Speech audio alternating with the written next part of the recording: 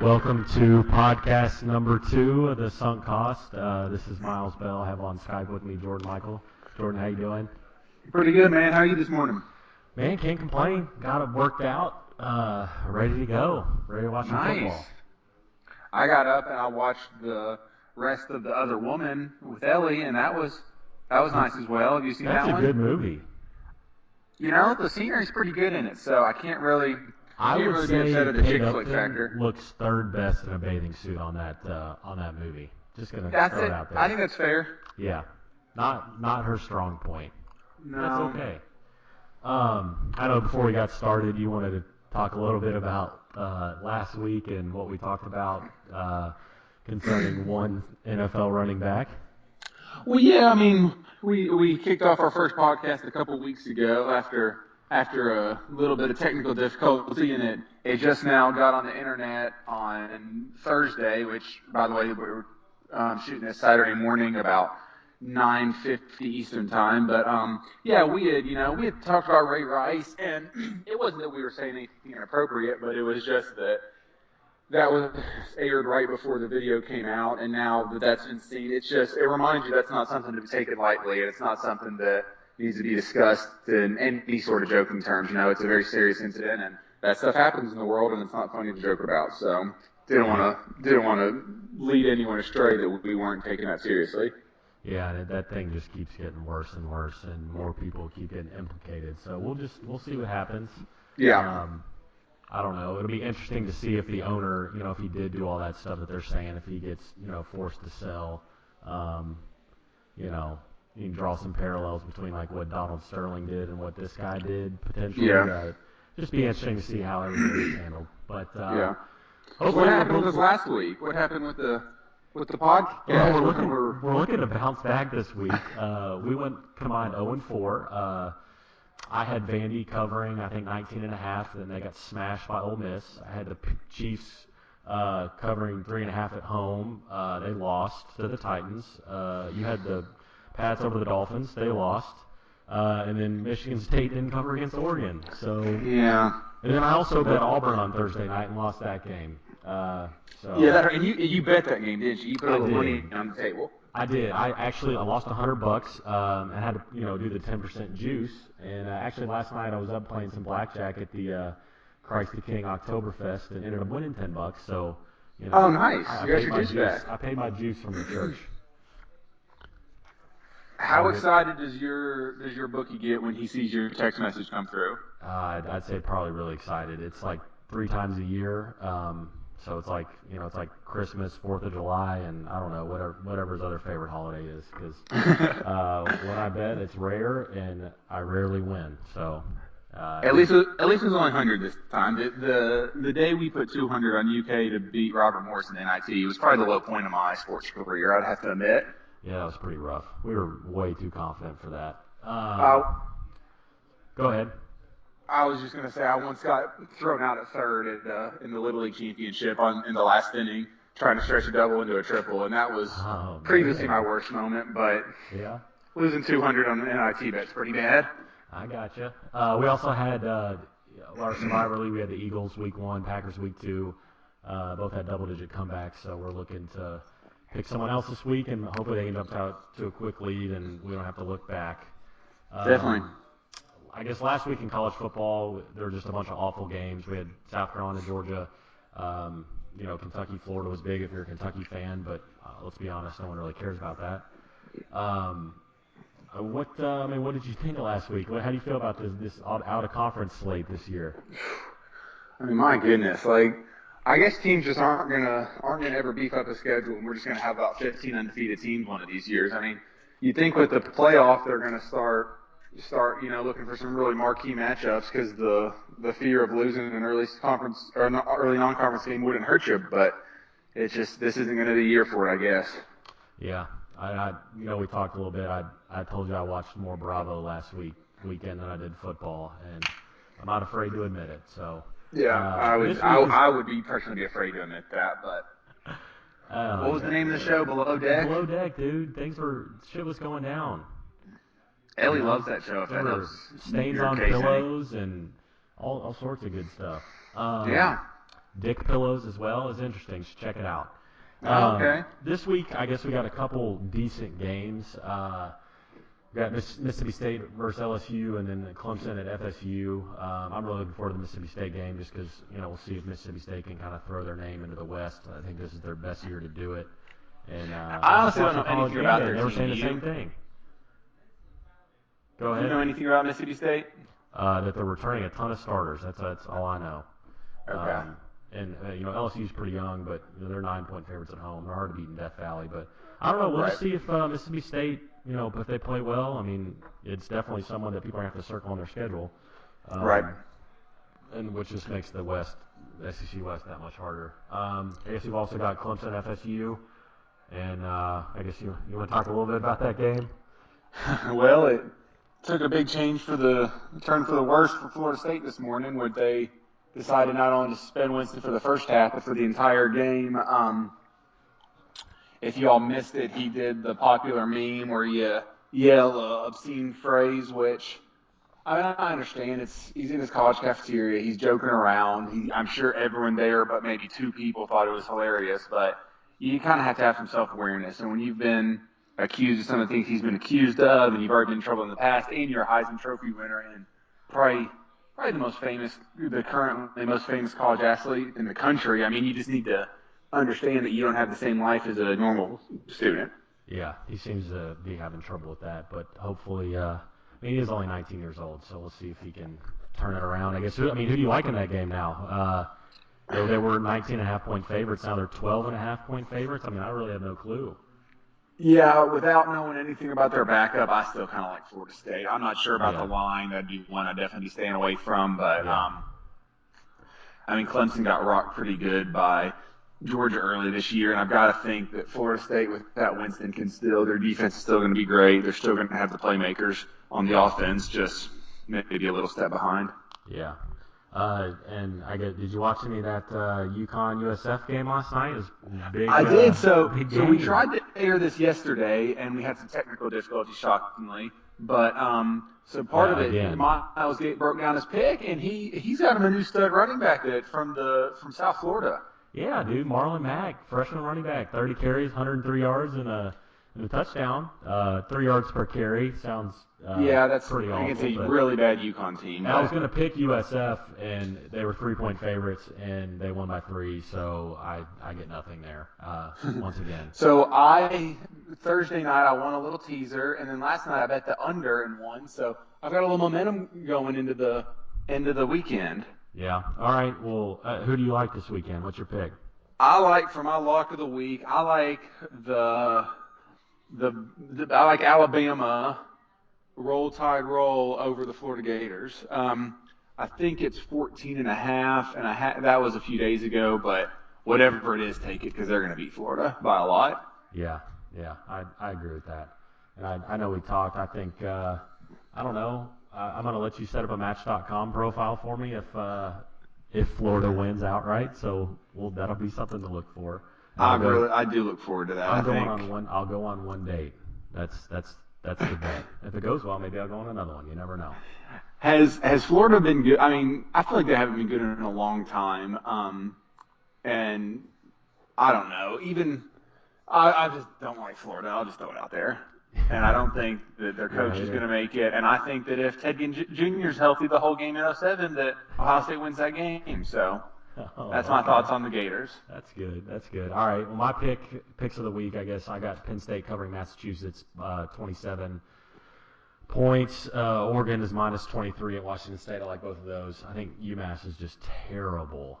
I mean, they're so bad. They're so bad. And so that's what I like, but we'll see. I got to throw out 2 games out there hoping to win one. So that's why I'm doubling up. What else we got? What do you got for us? Got some updates up in the northeast Ohio area? I got a little break from the podcast for a little Snoop Dogg. Yeah. That's so loud. Yeah, Snoop. This is obviously the Manziel Minute. You sound like Jalen Rose when you say that, but I know it's a compliment to you. It is. That's probably the nicest thing anyone's ever said to me. We probably need to get a sponsor for the Menzel Minute at some point because I'm sure Yeah. it'll pick up Well, steam. But he took an Instagram picture last night doing the Heisman with a Rolex. Maybe that was 2 nights ago. So I don't know. yeah, I mean, Look into I that. feel like Maybe if I the had a fake Heisman Rolex, or if like I had a the Rolex, Chinatown Rolex. pardon me. Like we can get maybe the fake Rolex to sponsor us, like Chinatown vendor, like $30 Rolex. Yeah, we can. We'll take a trip to New York and buy a fake one. I'm It's fine with Rolex that. with three X's. Maybe we just need to start remaking every single one of Johnny Manziel's Instagram pictures. Yeah, we could Like do that. All right, what like do the you got one for from us? last summer when he was on a jet ski and they threw a football like 100 yards and everyone tried to get on him like that wasn't a good throw and he came out and he's like, I was the one on the jet ski making the catch. And it's like, oh, okay. Yeah, all right, what do you got for us? Well, for Johnny Football, I chose Gin and Juice this week because he's basically doing what Snoop's talking about. He's sitting around counting his money and enjoying a little drink, and he's not playing much football. He got a couple snaps last week against the Saints, but Hoyer's playing well, and they don't really have much need for him right now. Yeah. So yeah, but he's staying out of the spotlight. It does kind of crack me up after the month or two that they just talked about him and talked about how he was such a troublemaker and how he goes to Vegas and all these things. And it's like now when you see what's really going on with some of these athletes and in some of these other situations, it makes Manziel look a whole lot better of a person. Yeah, he technically has really done nothing. No. He's just being he really hasn't done anything, and then you see all these serious allegations, and it's just like you don't hear a word about him. And as a Manziel fan, it kind of makes me, it's sad to see all these things, but it kind of makes me happy that they're not talking about him. Yeah. Because I don't really think he's doing anything wrong. But No, he's just minding his own business, trying to. let's do hope that exactly what a changes though, backup- so this Manziel minute can get a little more spice to it. Yeah, he's gonna need to mess something up, or maybe lead a fourth quarter comeback over the Ravens this week. That's a big game for the Browns. If they can somehow win that one, they get a bye week and they come down here to Nashville for the Titans. I mean, they could be looking at 3-1. So Yeah. we'll see. We'll talk about that Browns game later. Someone you talk to on a regular basis may or may not like the Browns this week, but Okay. I don't know. Do you want to talk a little bit about the media and Roger Goodell and Ray Rice and Adrian Peterson and all that crap?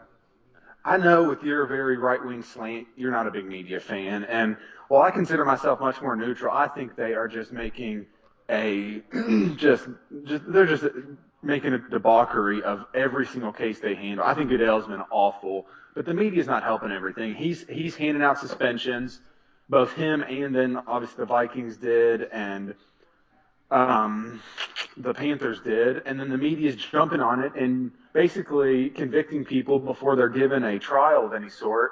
And then both Goodell and the teams are freaking out and saying, "Oh, you're right. Okay, we'll change our suspension." I mean, this is when you're the commissioner of the NFL, you shouldn't be reacting to media pressure. You shouldn't be having to be told, 2 games when a guy's telling you he punched his wife and knocked her unconscious doesn't seem right. Like it's just. I don't know. I think that the national perception of the league is taking a big hit, and I think a lot of it is on Goodell's back.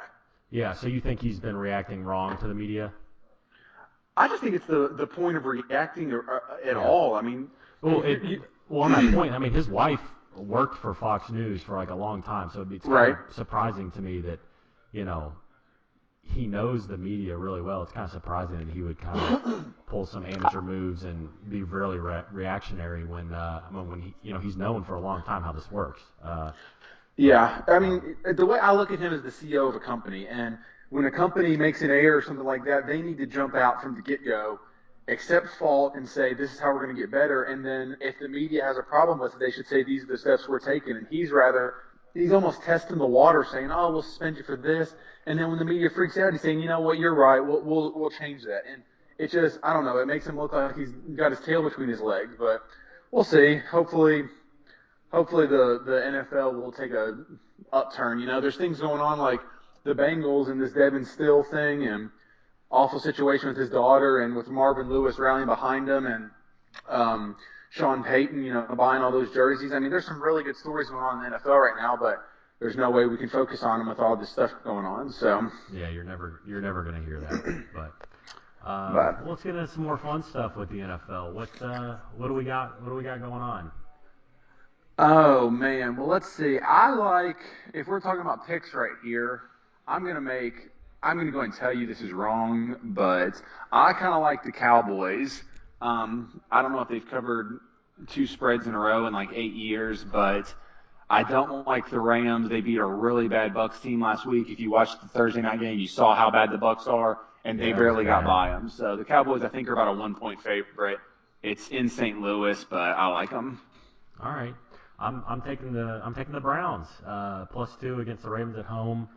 Oh With man. all the stuff that's come out even the past couple of days with like the owner, the general manager, all this stuff, I just think it's a lot of distractions. I think the Browns at home, I think they can cover that. I think they'll win actually. Okay, that game actually opened up as a pick 'em, and there's Yeah. been a little sharp money on the Ravens, but I like your pick. I think they can win that game.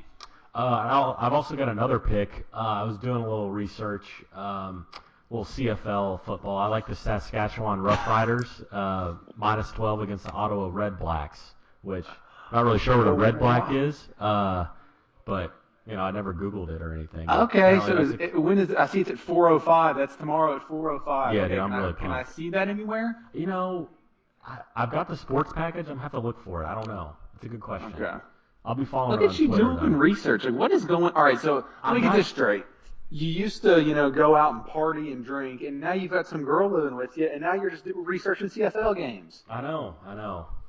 and watching I'm a Below change. Deck. I'm a changed man. Well, I watched that before, so let's be Okay. real. Yeah, I'm Okay. not gonna lie. I'm not gonna lie to Uh, you. um, real quickly, I want to introduce a new segment that you actually don't know about. It's called Ask Miles, where avid listeners are allowed to send in questions, and they can be about sports, they can be about pop culture, they can be about relationship advice, just whatever's on their mind, and we're just going to see what Miles thinks about it. Great. This is This one is good. actually from Ethan Collins, a big fan of the show. So it's probably Dear about Miles, horse racing. it is actually not about horse racing, Okay. unless yeah, no, there's no horse racing here. Dear Miles, Chief Keef, the rapper that has kind of been blowing up the last couple of years, has recently said that he would like to hire a professional blunt rapper at the salary of $50,000 a year. And Ethan is just trying to get your opinion on whether that's the best job ever, the worst job ever. I mean, just what are your thoughts on that? Would you apply for it? Well, I was actually reading about this. I believe it was Okay. Waka Flocka that Oh that man, did I did get the that. name wrong? Yeah, you do. You said Chief Keef. Oh, okay? Who's Although Chief Keef is one of my favorite. He has one of my favorite rap lyrics, which is Soho, Tribeca, three hoes, trifecta. Um, Oh, so yeah. we did get this back to horse racing somehow. Well, no. What are you talking about? A trifecta. Oh, okay. All right, I got you. Uh, So it's Walker that did this. professional Okay, blunt okay. roller. I guess I saw like Seth Rogen tweeted it back and said he was available. I also think Josh Gordon's probably available. Because Josh Gordon. apparently he's good at that, and he needs some money.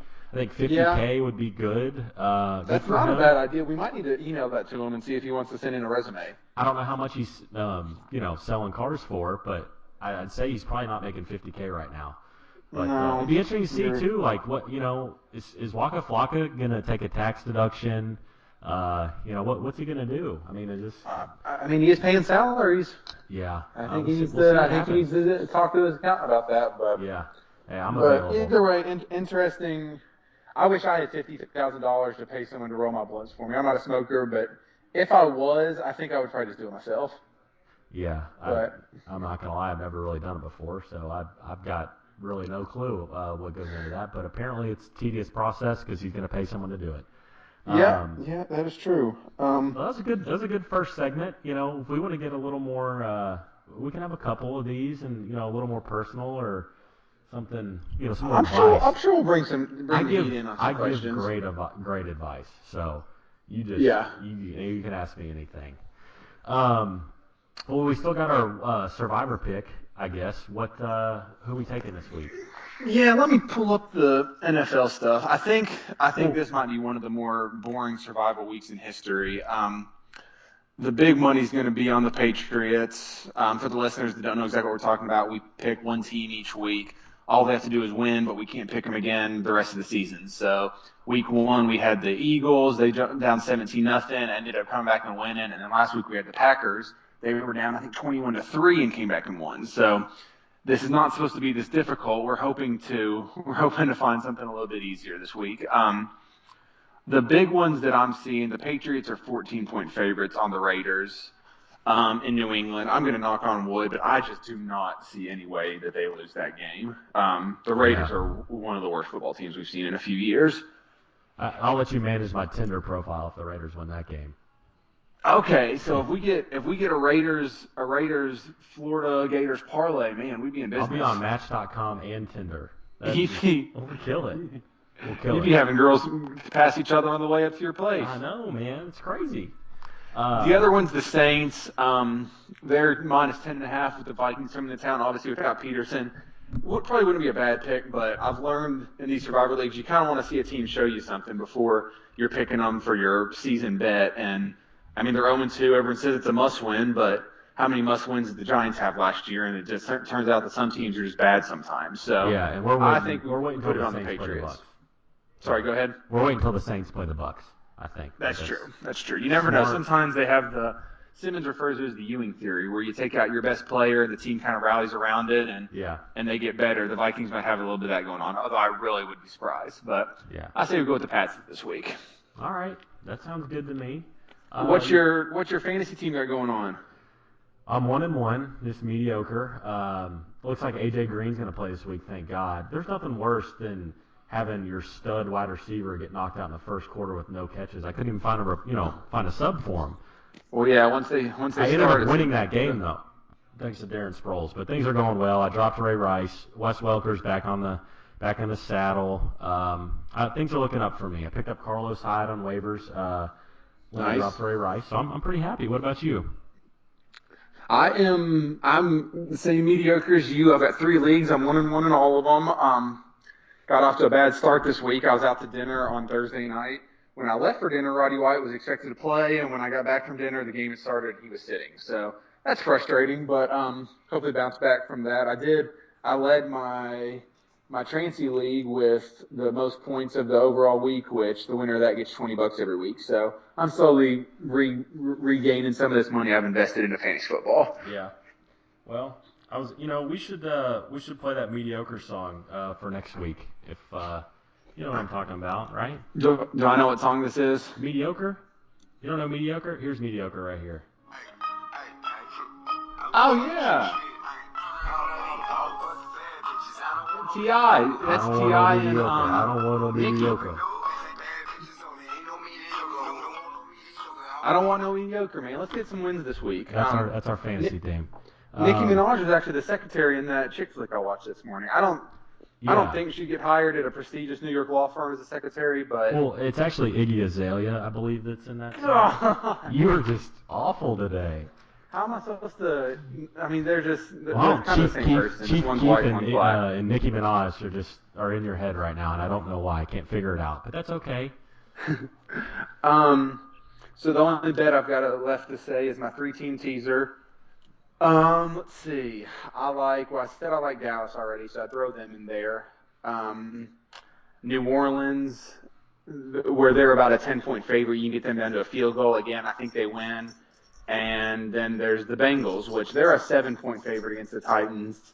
I think they're really riding this Devin Still thing. I think they're kind of rallied around that, and I think that is gonna get them another win this week. All that, I'd be teasing them down to basically a pick on it. I think they're good enough to beat a bad Titans team. I can see that. Okay. Well, I guess that's all the advice we're gonna give. I think that's about what we got this week. You have anything else for the listeners? Yeah, I was reading some ESPN comments today, or no, it was earlier this week. I forget. It was when the polls came out and all the SEC teams were, in the top 10 or whatever. And I kept reading the comments, and there was this little shithead that kept saying, the SEC's overrated, the SEC's down, because Texas A&M came and dominated. And I wrote a piece about this last year that I sent to Paul Feinbaum, and amazingly, I didn't get any feedback on it. But the argument that A&M came in and dominated is just awful. It's awful. And Missouri. No, Missouri.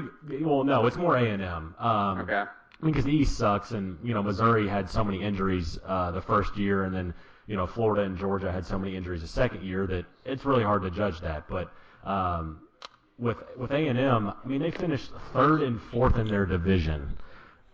Division, not the whole SEC. Their division. Yeah. And that's with no Bobby Petrino. Can you imagine if Bobby Petrino was still at Arkansas? There's a good chance they would have finished fourth and fifth. So, I mean, if you want to say that third and fourth in your division is dominating, then you know what?